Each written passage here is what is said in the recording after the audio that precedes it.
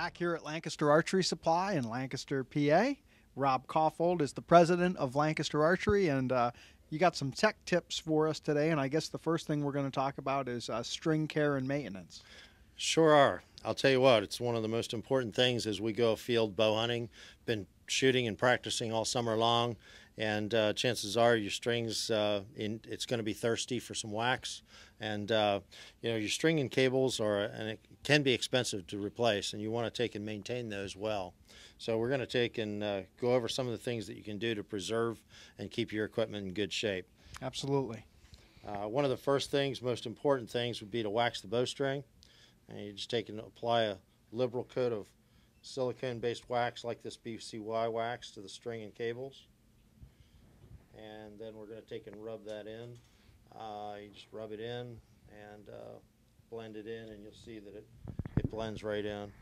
You just take and rub it back and forth, and it'll rub in to the string. And this will help you to not shoot as low if you're in the rain. It'll also help if you're shoot as low. That's right. If your bowstring is dry and thirsty, it'll absorb a lot of water.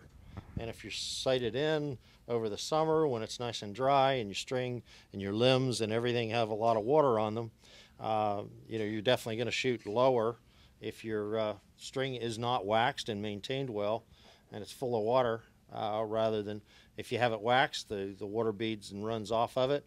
And on the shot, it's not going to be affected nearly as much. So that's as if actually it's dry. You're actually saying you'll shoot low because all that water in the string is going to slow your string down. Right. It's going to slow the string down. Now, some of it's going to be on your limbs, and that'll help you to shoot low as well. But it'll shoot even lower if your string's all soaked with water, and the wax helps it to repel it. The other area that's very important is to make sure that your bushings and bearings have a coat of oil on them, and the best way to apply that is with something where I can very accurately apply a few drops of oil right where the cam meets the axle, there and there. Also to your roller guard bearings right here. This is the reverse assist. So you actually use just a light gun oil to do that, Rob? This is a light gun oil that's unscented, so we don't have to worry about scent, with it. And we're lubing both top and bottom eccentrics, and also your roller assist guard. So how often do I really need to wax my string? Usually your string's going to cry out for help by giving you the fuzzies. And anytime your bowstring's starting to fuzz up, it's a cry for help. And so it just depends on how much you shoot, right, and what kind of conditions you shoot in. And when you're hunting, you don't even have to be shooting that much. If you're hunting and dragging your bow through the brush, in and out of cases, in and out of the backseat of your truck, all that friction causes the bowstring to fuzz up. And what about the lubrication on the cams, the axles? For most people, most bow hunters that aren't shooting that much, twice a year should do it. The more you shoot, of course, the more you want to do that.